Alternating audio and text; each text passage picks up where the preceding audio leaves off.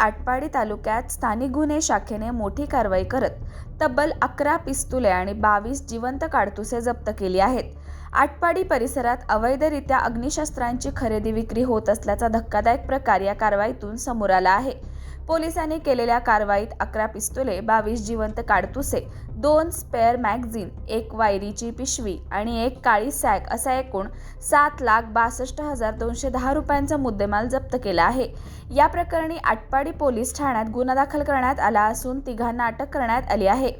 पोलिसांच्या माहितीनुसार मयुरेश मनोहर अदाटे, वैभव संतोष माळी, मारुती अशोक गुजले आणि वैभव उर्फ गब्बर संजय इंगळे यांच्यासह मध्य प्रदेशातील सेंधवा येथील पाजी नावाच्या व्यक्तीविरुद्ध गुन्हा दाखल करण्यात आला आहे। या प्रकरणी स्थानिक गुन्हे शाखेचे पोलीस हवालदार हनुमंत किसन लोहार यांनी आटपाडी पोलीस ठाण्यात फिर्याद दिली आहे। दरम्यान एवढ्या मोठ्या प्रमाणात अग्निशस्त्रे नेमकी कुठून आणण्यात आली, त्यांची खरेदी विक्री कोणाच्या माध्यमातून होत होती आणि या प्रकरणामागे आणखी कोणाचा सहभाग आहे का याचा तपास पोलिसांकडून सुरू आहे। या कारवाईची माहिती पोलीस अधीक्षक तुषार दोशी यांनी दिली आहे।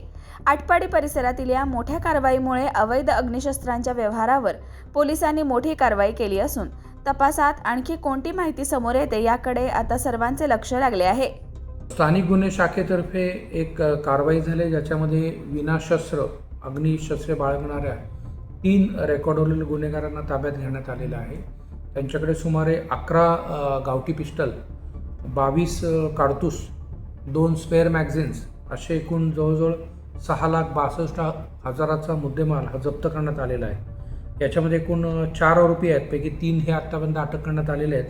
त्यात मुख्य आरोपी आहे तो मयुरेश आदाटे, हा मूळचा सांगली खानापूर तालुक्यातला आहे, परंतु सध्या तो पुण्यात राहतो। आणि मारुती गुजले हा जांभूळमाळा खानापूर आणि वैभव इंगळे ताडाचीवाडी खानापूर असे 2 इतर असे एकूण 3 आरोपी अटक करण्यात आलेले आहेत। त्यांना ज्यांनी सप्लाय केले ते मध्य प्रदेशमधला एक आरोपी आहे, त्याचा शोध घेणं चालू आहे। आणि एकूण 11 पिस्टल आणि 22 काडतूस असा मोठा मुद्देमाल हा जप्त करण्यात स्थानिक गुन्हे शाखेच्या अधिकारी कर्मचारी यांना यश आलेलं आहे। अशाच नवनवीन अपडेटसाठी आमच्या खबर गावाकडची या चॅनेलला सबस्क्राईब करा, आमचे व्हिडिओ लाईक करा आणि शेअर करा। धन्यवाद।